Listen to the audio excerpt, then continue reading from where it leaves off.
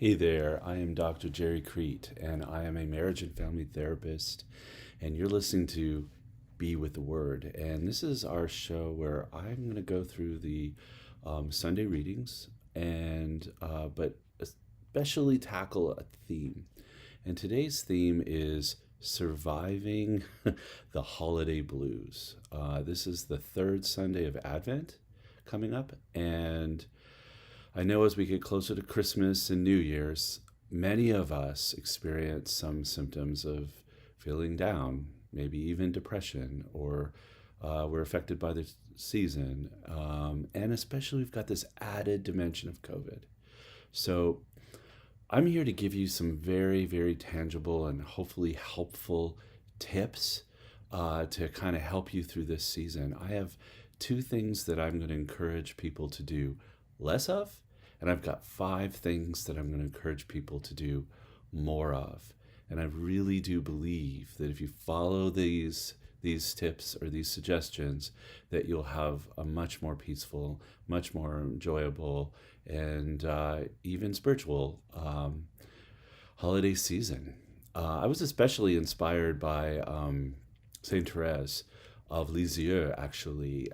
As I was preparing this, I was looking at different aspects of mental health and what's some of the best advice that's given for people who struggle with depression during the holidays, with people who struggle with seasonal affective disorder in general, and what to expect during COVID for people. So I was kind of looking at all those different things, and as I was reflecting on it and preparing for today, it was the little flower who actually influenced me the most. So I hope that you will sit back and really take in what I have to say today.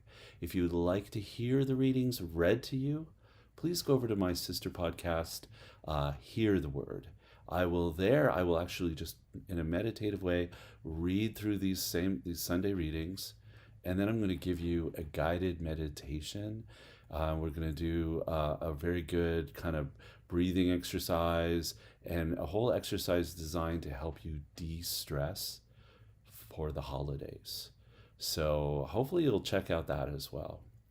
I just want to say a few words about our readings because it starts off with Isaiah.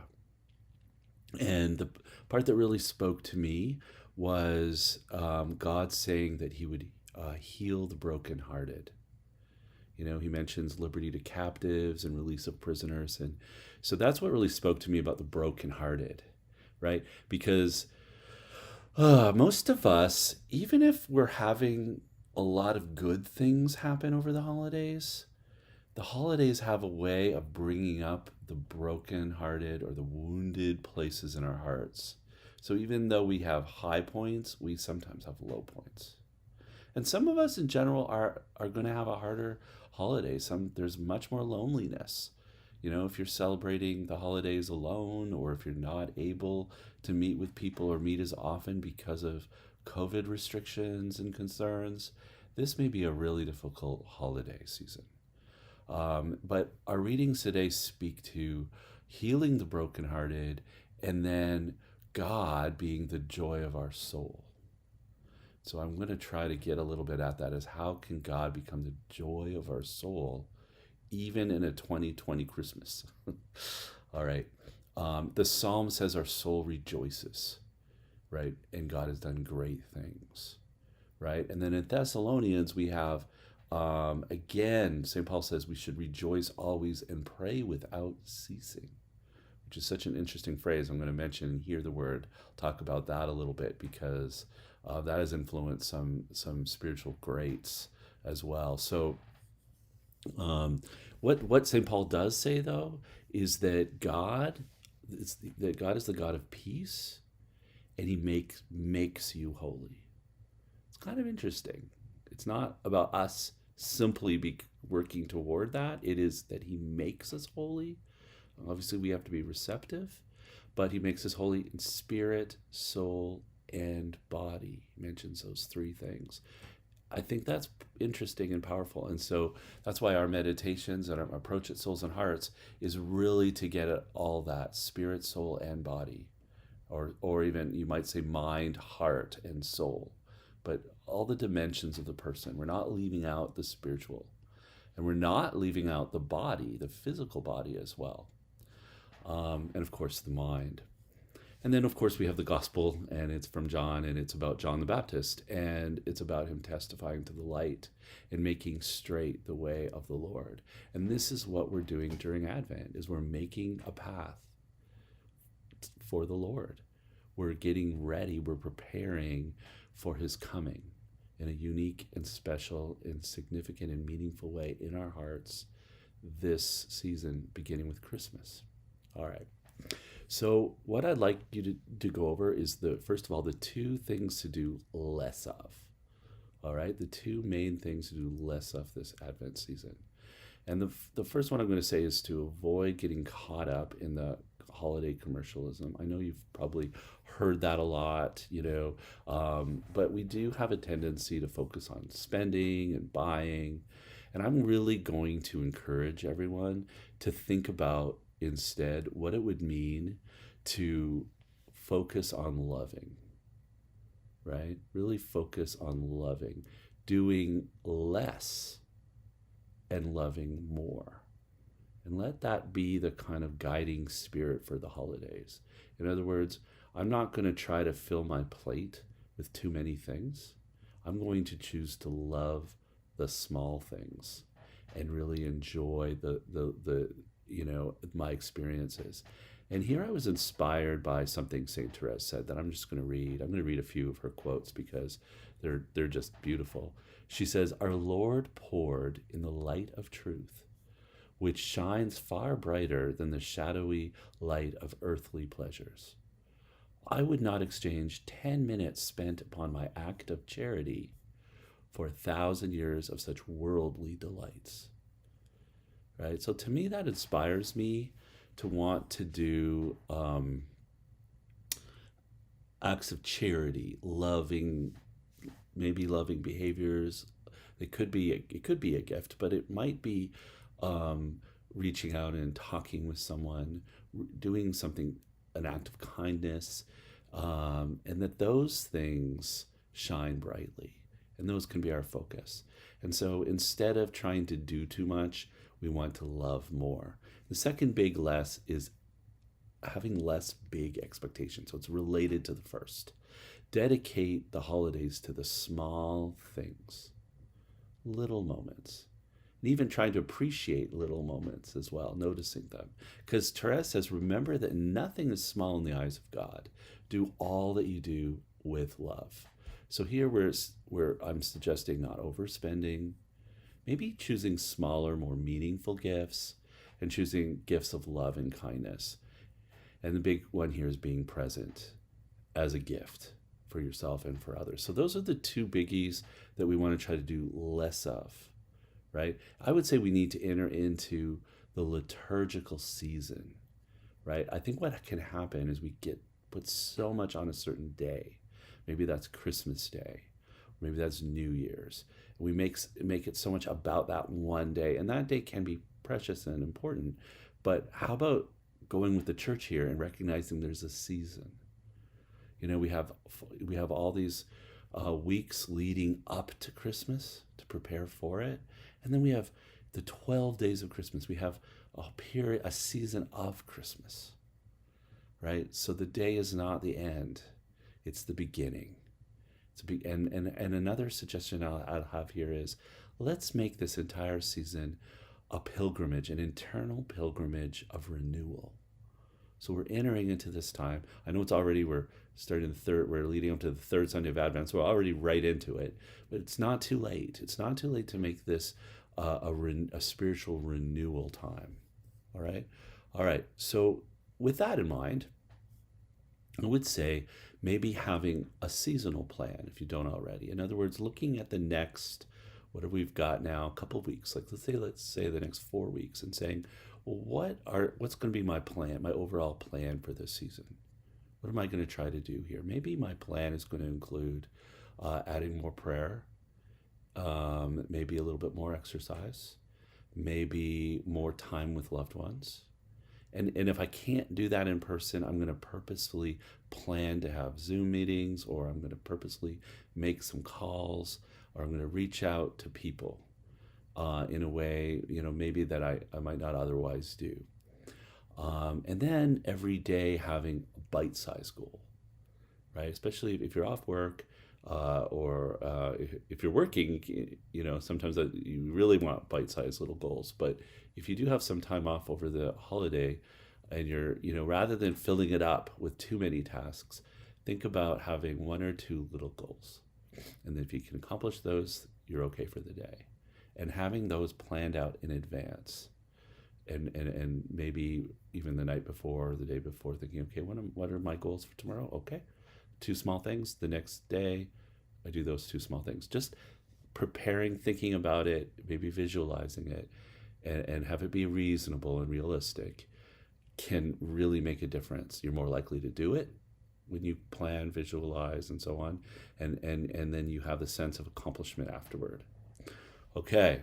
Now I have 5 things to do more of this season to really help you through if you're getting through depression, anxiety, any of the downers that often come with the holidays.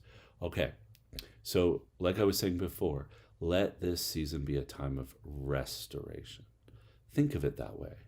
This is not, okay, I have to brace myself for the holidays and buy a billion things and try to make everything perfect and try to get everything in order and somehow make it through the holidays. I know I've been there lots of times. Instead, let this holiday be a time for deepening of your prayer life, right? And it doesn't have to be a total makeover. Just maybe make a little more space for it, okay?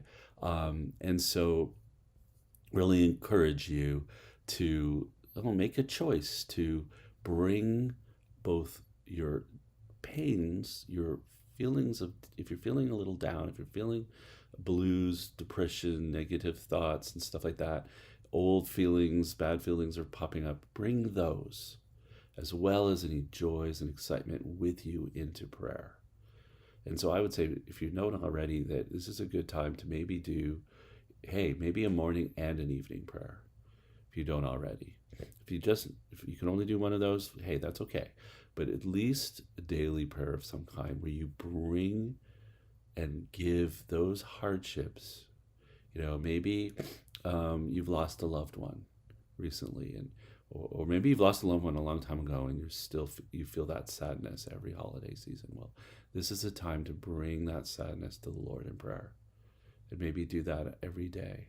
St. Thérèse said, I learned from experience that joy does not reside in the things about us, but in the very depths of the soul. That one can have it in the gloom of a dungeon as well as in the palace of a king. So it doesn't matter if you're rich or poor or what your circumstances are. This is where we go. We need to find a place to go to the depth of our soul with God in prayer.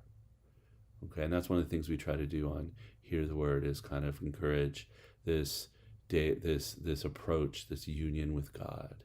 Not just a mental exercise, not just recitation of prayers, but a deepening of our connection with Him. Right? It's a powerful thing to bring our pains, our wounds, our hurts to Him. And then we also experience joy in that, letting that be a place of joy, that even those small moments with God become places of refuge and sanctuary and something to look forward to. St. Thérèse says, for me, prayer is a surge of the heart. It is a simple look turned toward heaven.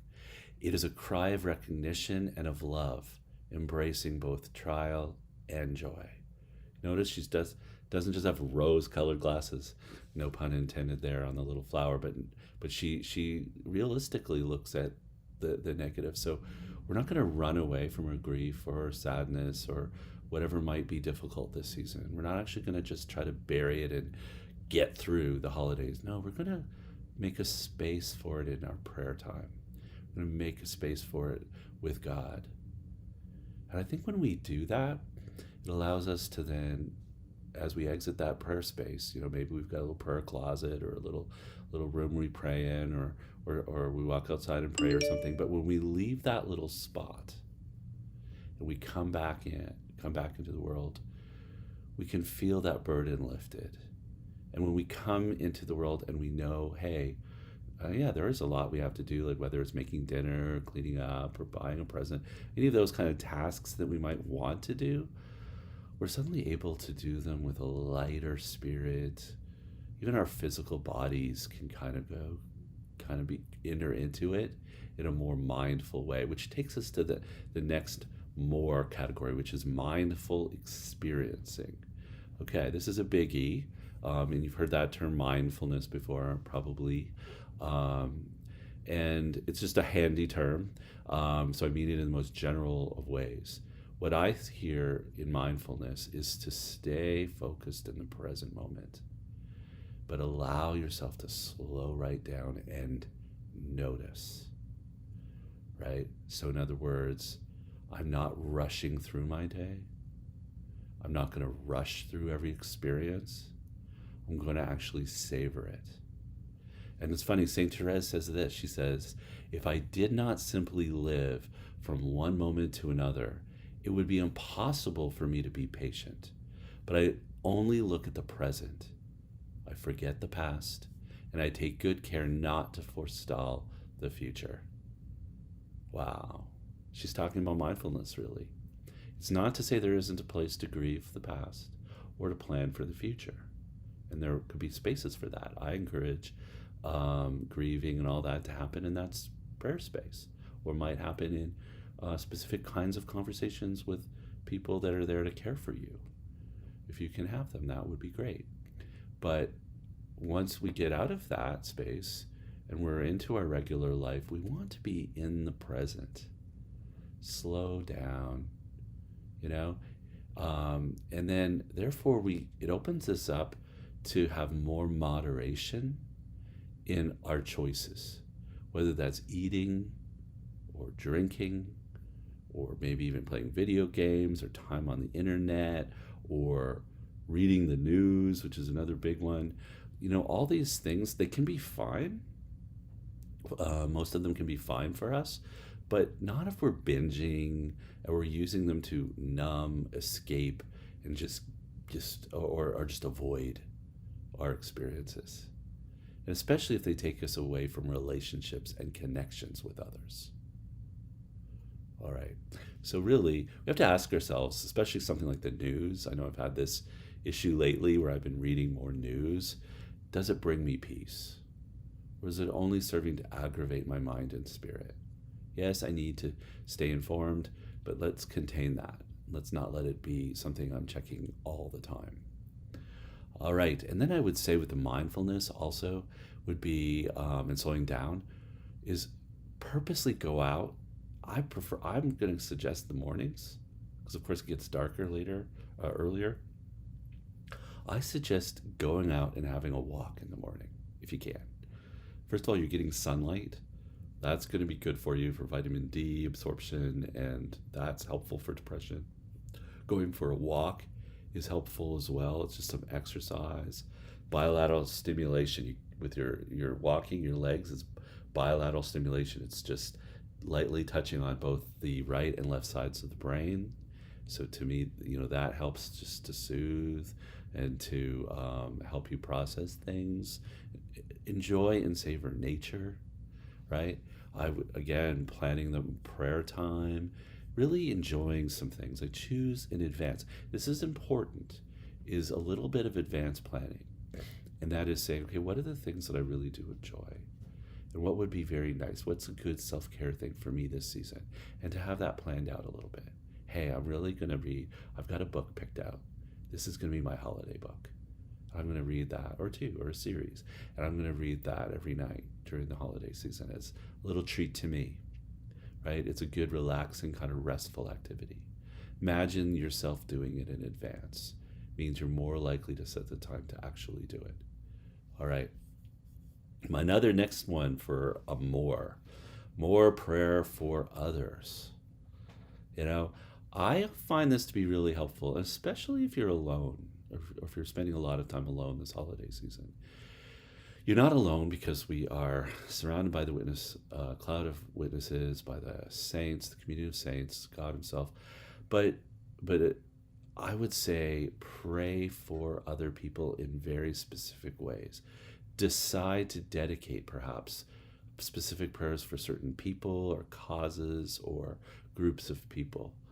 And I find that really gives purpose to our prayer.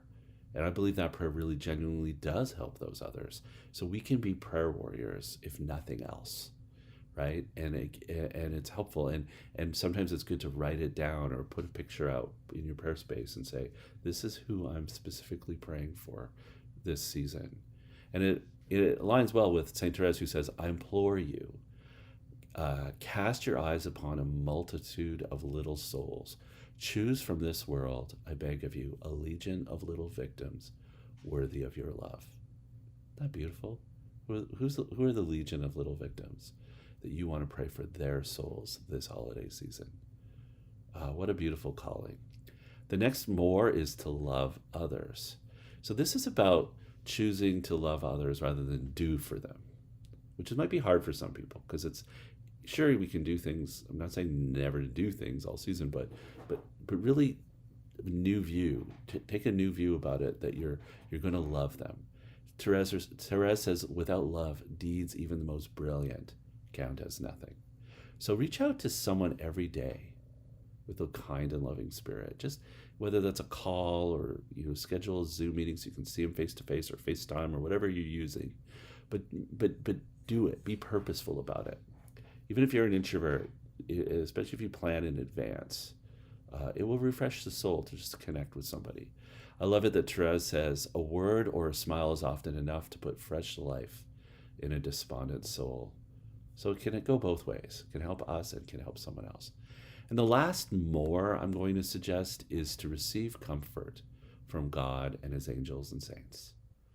And this one's tricky. Again, if we're alone, it can be hard. But He really provides an antidote for every illness in the community of saints, or in His own persons. God does. And one of the best examples I can think of is, of course, Our Lady Mary, the Theotokos, the Mother of God. I mean, He literally handed her to St. John from the cross. And our church understands that He's now given her as a mother, therefore, to the whole church, right? So she's this loving mother that is available to us spiritually. We can ask God to allow Mary to be in our heart when we need her. So if we need maternal care, maybe we've lost a mother, or maybe we're in some difficulty with our earthly mother, but He's given us this mother to give us what we need at times. But if that's not our need, there might be another need. And there's a saint for it. I guarantee it. I can't go through all the possibilities today, but to figure out in advance a little bit, where's my empty space? Is there a part of me that is feeling especially missing something? And is there a saint, or maybe there's a group of saints that I can specifically dedicate this season to, that I am going to connect with?